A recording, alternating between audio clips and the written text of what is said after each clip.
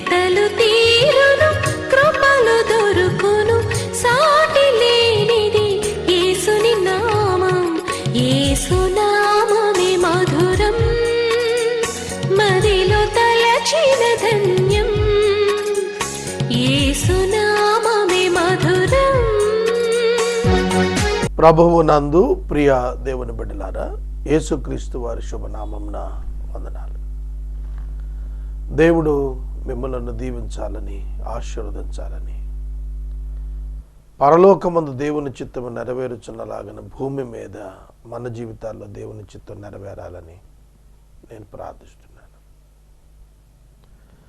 దేవుని హృదయములో కలిగి ఉన్న మనం నిజంగా ధన్యులం. కనులు తెరిచి ఆయన తెరిచిన నీటి ఓటును హాగర చూచినట్లు మన దేవుని స్వరము విని మన ఎదుట దేవుడు తెరిచిన ఆశీర్వాదకర నీటి ఓటను చూడగలుగు కృపను మనందరికీ దేవుడు దయచేయాలని నేను ప్రార్థిస్తున్నాను. ప్రార్థన చేసుకుందాం. తలలు వంచండి, ప్రార్థనలో ఏకీభవించండి. దేవుని కృపను బట్టి బెరాకా స్టూడియో రూపుదిద్దుకుంటోంది.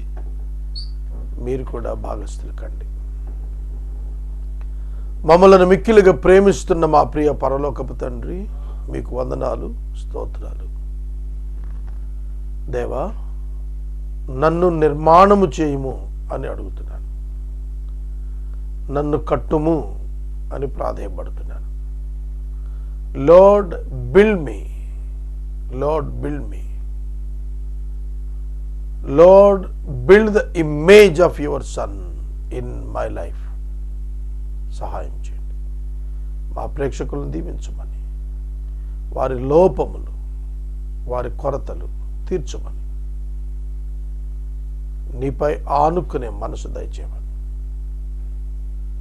మీరు చేస్తున్న ప్రతి మేలు కొరకు కృతజ్ఞతలు అర్పిస్తూ యేసు నామమున వేడుచున్నాం తండ్రి, ఆమేన్.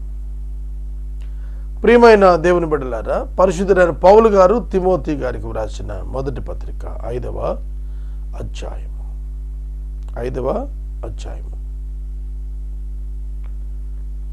దేవుని దృష్టికి అనుకూలమైనది నిన్నటి దినం మనం ధ్యానం చేశాము.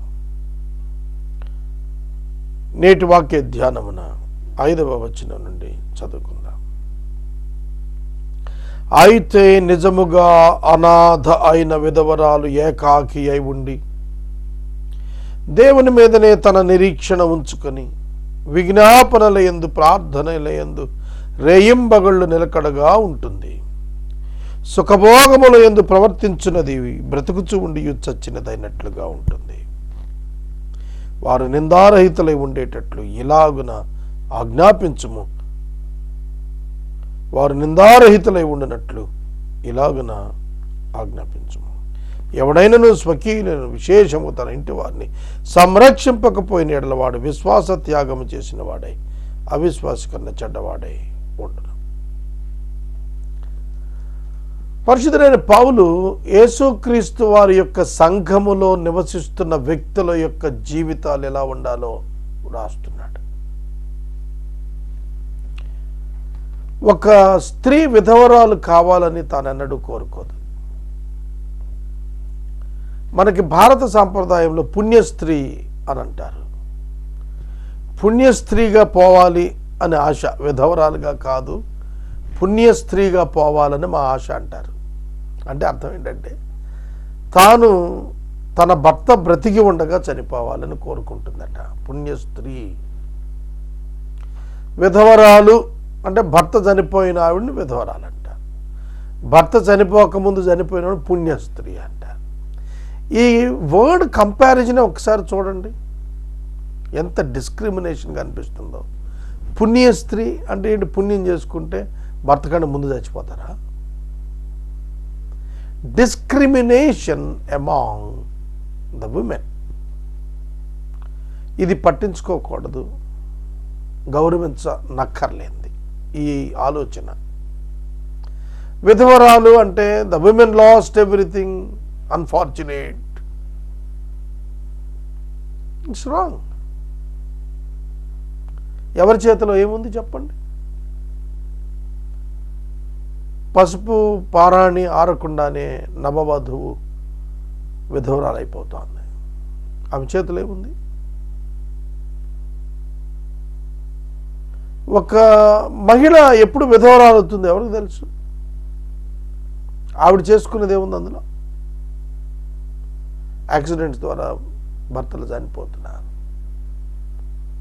కాబట్టి విధవరాలుని తక్కువగా చూడటం అనేది, ఆవిడకొక పదం ఆపాదించి అది సమాజంలో హీనంగా చూడటం అనేది కుచిత మనసు,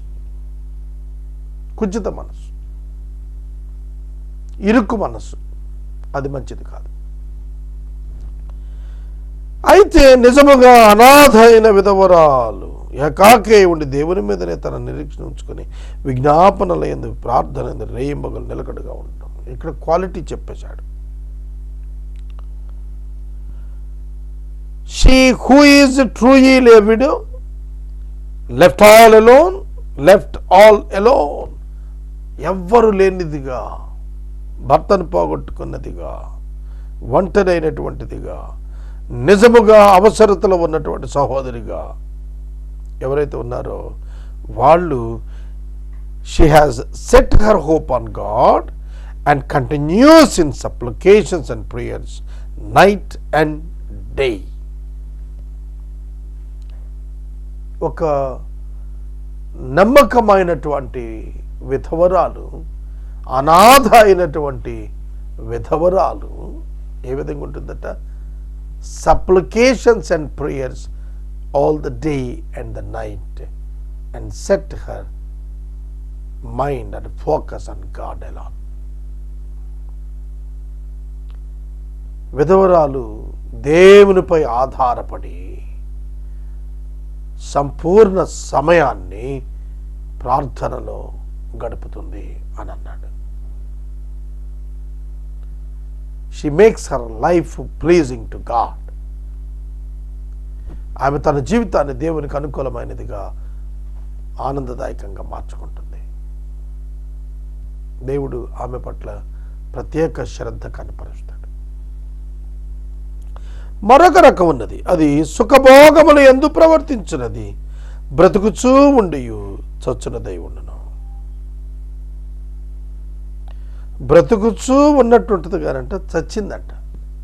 సుఖభోగములు యందు ఆసక్తి కలిగినటువంటి విధవరాలు సమాజంలో బ్రతుకుతున్నట్లున్న చచ్చినదిగా ఉంటుంది. ఒక సహోదరి తన భర్తను పోగొట్టుకున్న తరువాత ఒక మీటింగ్కి వెళ్ళాల్సి వచ్చింది. నేను స్వయంగా పర్సనల్గా తెలుసుకున్నదే చెప్తున్నాను. ఆమె ఆ మీటింగ్కి ఎప్పటి వల్లనే అద్భుతంగా తాను అలంకరించుకుని ఒక ఉన్నతమైనటువంటి డెకరేషన్తో లేకపోతే ఒక అలంకరణతో చక్కగా తయారైపోయి వెళ్ళింది. వాళ్ళందరూ వెంటనే అన్నది ఏంటంటే, మొన్ననే కదా ఆవిడ భర్త చనిపోయారు, ఆమె ఏమిటి ఇట్లా ఉన్నారు, విచారం ఏమి లేదేమి కదా అని చెప్పి భయంకరమైనటువంటి దుస్థితిలో దిగిపోవాల్సిన పని లేదు. అక్కడ యాటిట్యూడ్ ప్రశ్నార్థకంగా మారింది. ఉద్దేశం ఏమిటా ఉద్దేశం? సుఖభోగములు యందు ఆసక్తి. భర్తను కోల్పోయిన మహిళ దేవుని పట్ల భయభక్తులతో, దేవుని ప్రార్థనలతో గడపటం ఏ విధమైన వ్యక్తిత్వం తెలియజేస్తుంది? సుఖభోగములు యందు అలరాడేటువంటి మనస్తత్వం ఏ విధమైన వ్యక్తిత్వాన్ని తెలియజేస్తుంది? ఒకసారి ఆలోచించండి. అట్లాంటిది బతికుంది అని పేరే కానీ చచ్చిన దాని కింద సమాజంలో లెక్కించబడుతుంది అన్నాడు. Nobody cares such type of women, widowers. అవునా కాదా? ఆ రోజు అంతే, ఈ రోజు కూడా అంతే. వారు నిందారహితులై ఉండేటట్లు ఇలా ఆజ్ఞాపించు అని సంఘానికి చెబుతున్నాడు. ఎవడైనా స్వకీయులను విశేషముగా తన ఇంటి వారిని సంరక్షింపకపోయిన వాడు విశ్వాస త్యాగం చేసిన వాడై అవిశ్వాస కన్నా చెడ్డవాడై ఉంటాడు. command these things as well, so that they may be without reproach. But if anyone does not provide for his relatives, and especially for the members of his household, he has denied the faith and is worse than an unbeliever. Who is the believer? Who is the unbeliever? అన్బిలీవరు చెడ్డవాడు, అన్బిలీవరు విశ్వాసం లేనివాడు, అన్బిలీవరు ఇంటి వారిని సంరక్షించడు, అన్బిలీవరు స్వకీయులను సంరక్షించడు. స్వకీయులు relatives, ఇంటివారు house hold, కుటుంబ సభ్యులు సంరక్షించాలి. లేకపోతే వాడు విశ్వాసి కాదు, అవిశ్వాసి కంటే చెడ్డవాడు. బెస్ట్ ఎగ్జాంపుల్ బైబిల్లో జోసెఫ్. ఆదికాండంలోని యోసేపు అన్నలు అతనిని కొట్టి గాయపరిచి గోతిలో తోసి అమ్మివేసి చెరసాలకు కారణమయ్యారే, అట్లాంటి వారిని యోసేపు గారు ఐగుప్తునకు ప్రధాని అయిన తర్వాత పోషించెను. చివరి అధ్యాయంలో ఆదికాండంలో అంటాడు, యోసేపు తన అన్నదమ్ములను వారి పిల్లలను వారి వారి వంతుల చొప్పున వారికి పోషణ కలుగ చేశాడు. He feed all of them who suffered him in his young age. Youth. సాధారణంగా మనం యవ్వన కాలంలో మనకు ఏమైనా హాని చేస్తే గుర్తుపెట్టుకుంటాం, కానీ యోసేపు గుర్తుపెట్టుకోలేదు, మర్చిపోయాడు, క్షమించాడు. స్వకీయులు రిలేటివ్స్, హౌస్ హోల్డ్, ఇంటిలోని వారు, కుటుంబ సభ్యులు, వీళ్ళని సంరక్షించిన వాడు అసలు విశ్వాసాన్ని పిలిపించుకోవటానికి అర్హత లేనివాడు. ఇప్పుడు చాలామంది విశ్వాసిగా మారిన తర్వాత తన ఇంటిలోని వారిని, తన రక్త సంబంధికులను ప్రక్కన పెట్టేస్తున్నారు. బైబిల్ అలా చెప్పలేదండి. బైబిల్ విశ్వాసులు కేవలం సంఘ సభ్యులతోనే కలిసి ఉండాలి, కుటుంబ సభ్యులకు దూరంగా వెళ్ళిపోవాలి. ఒక ఆయన నవ్వుతూ మాట్లాడుతున్నాను, ఒక ఆయన అన్నాడు, అబ్రహాము తండ్రి ఇంటి వారు అందరిని విడిచిపెట్టి వచ్చేయలేదా, కాబట్టి leave all your relatives, leave all your family members అని టీచ్ చేస్తున్నాడు. It's a wrong teaching, it's a wrong teaching.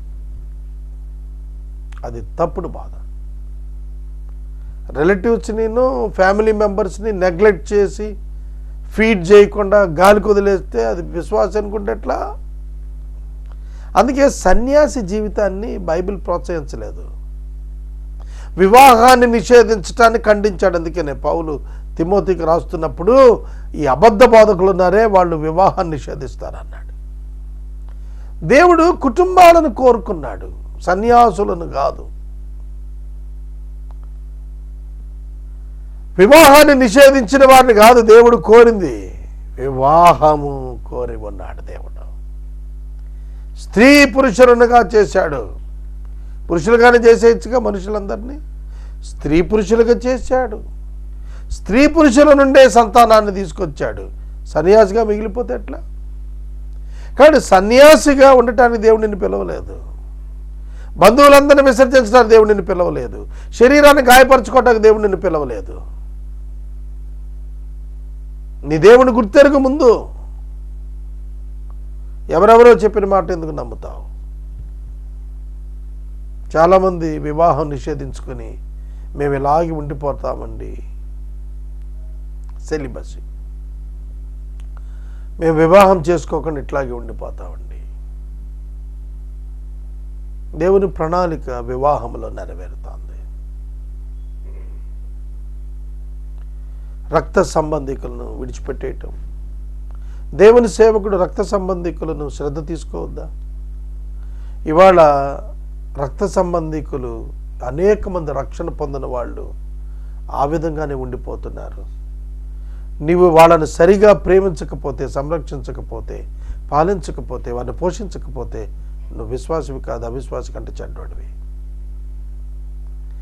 నేను ఇవాళ మార్నింగ్ డివోషన్లో చెప్పాను, మా చర్చ్ బిలీవర్ గృహంలో మనం ఎవరికి పెడుతున్నాము? ఉన్నవాడికే తినబెడుతున్నాము. ప్రభు ఆకలితో ఉన్నవాడికి పెట్టమన్నాడు, కడుపు నిండోడికి 10 సార్లు విందులు చేయమనలేదు. Human goodness is sin, God's righteousness is needed one. మానవ మంచితనమే పాపం. జాగ్రత్తగా నాలి.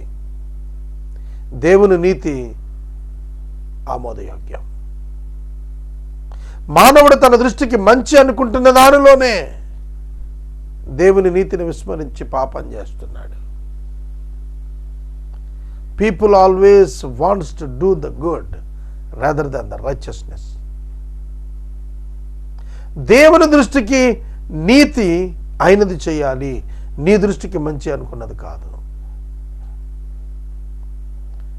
తిన్నవాడికి తినబెడితే నీ దృష్టిలో అది కూడా మంచే.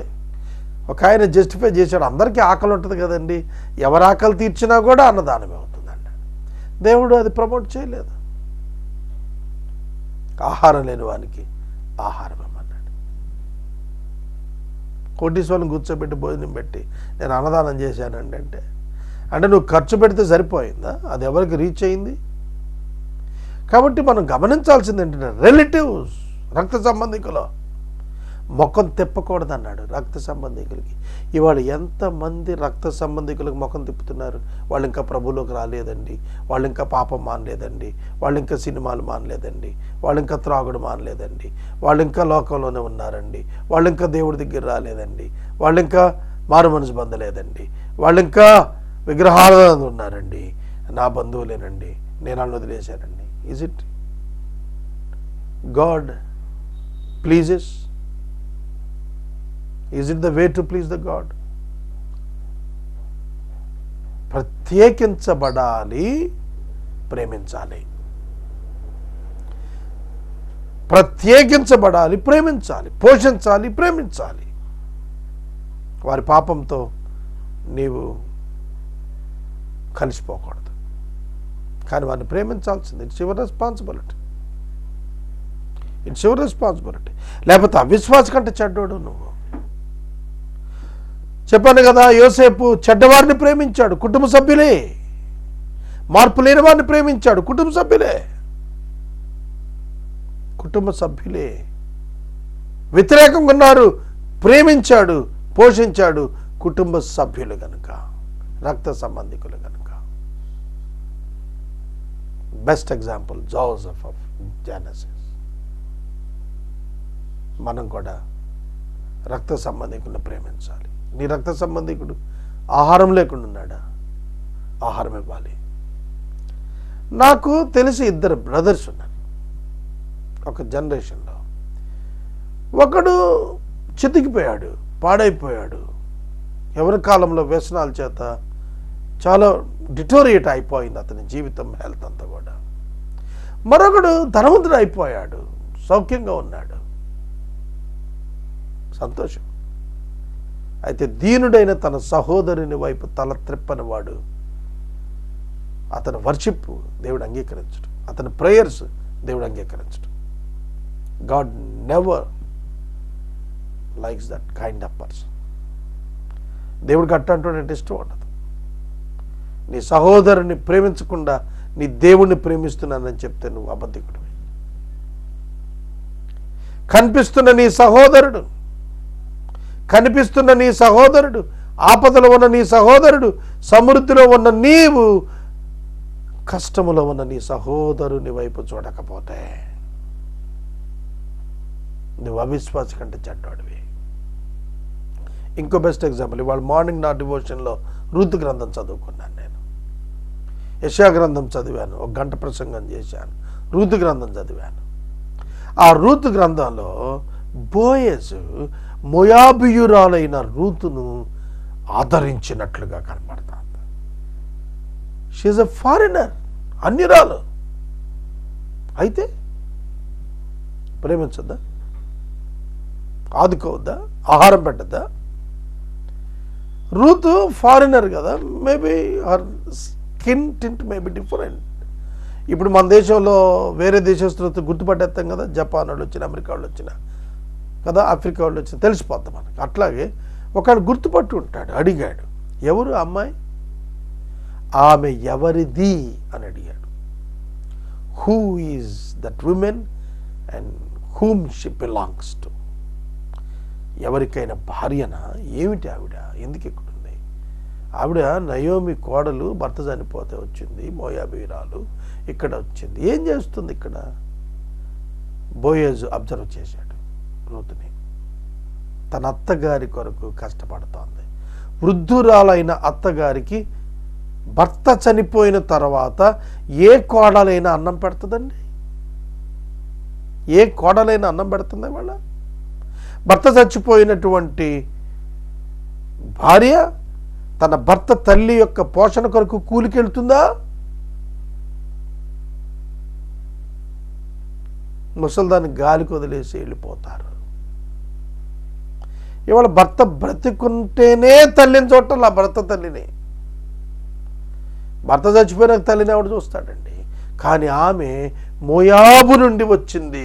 మునుపటి నీ ప్రవర్తన కంటే, వెనుకటి నీ ప్రవర్తన కంటే మునుపటి నీ ప్రవర్తన మేలుకరంగా ఉంది అన్నాడు. అమ్మా, ఒకప్పుడు నీ ప్రవర్తన కంటే ఇప్పుడు నీ ప్రవర్తన దినదినాభివృద్ధి చెందింది. నీవు నీ అత్తగారి కొరకు కష్టపడుతున్నావు. రిలేటివ్ ఆవిడకి ఎవరున్నారు? కొడుకులు లేరు, భర్త లేదు, కోడలొక్కతే ఉంది. ఒక కోడలు వెళ్ళిపోయింది, రెండో కోడలు వెళ్ళనంది, బాధ్యతగా వచ్చింది. అందుకే దేవుడు ఆమెను ఆశీర్వదించి యేసుక్రీస్తు యొక్క వంశావళిలోకి తెచ్చుకున్నాడు. అవిశ్వాసి కంటే చెడ్డగా మిగిలిపోతున్నాం మనం. దైవ సేవకులు ఎంతోమంది వాళ్ళ రక్త సంబంధికులు మారు మనసు పొందలేదని వాళ్ళని దూరంగా పెట్టేశారు, వాళ్ళని చూడటం మానేశారు. మనం అభివృద్ధి చెందాం. ఎంతోమంది ఆహారం లేని వారు మన రక్త సంబంధికుల్లో, మన కులంలో, మన జాతిలో, మన ప్రజల్లో, మన యొక్క ప్రాంతంలో, మన వారిలో, మన సోదరుల్లో ఎంతోమంది ఉన్నారు. రిలేటివ్స్ అన్నప్పుడు చాలా ఉంది. కేవలం తల్లి తండ్రికి మన వలన మనకు దొరికిన వాళ్ళే కాదు. రిలేటివ్స్, అమ్మ తరపు, నాన్న తరపు వాళ్ళే కాదు, మన ఊరి తరపు రిలేటివ్స్ కాదా? మన ఊరు వాళ్ళు మనకు రిలేటివ్స్ కాదా?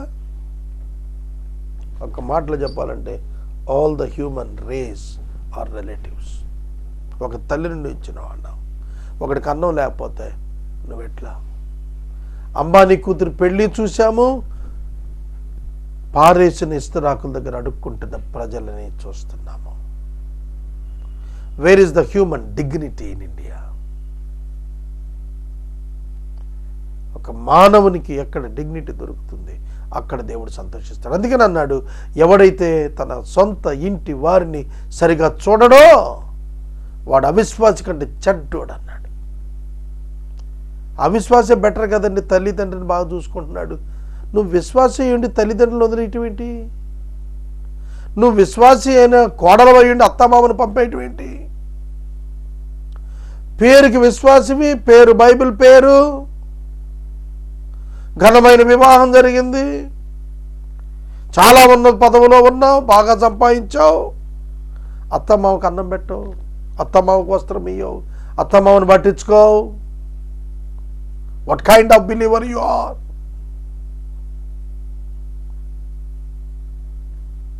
Discipleship is very costly friends. రక్షణ పొందేశాం ఉచితంగా, కానీ కొనసాగించటం చాలా ఖర్చుతో కూడిన పని, శ్రమతో కూడిన పని. It's very costly. Christianity is very costly. క్రైస్తవ్యం అంటే చాలా మూల్యం చెల్లించేదని ఎప్పుడు తెలుసుకుంటాము?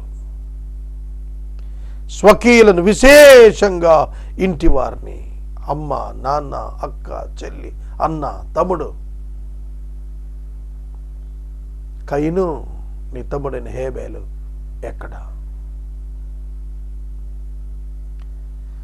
ఒక అన్న, ఒక తమ్ముడు నాకు తెలుసు.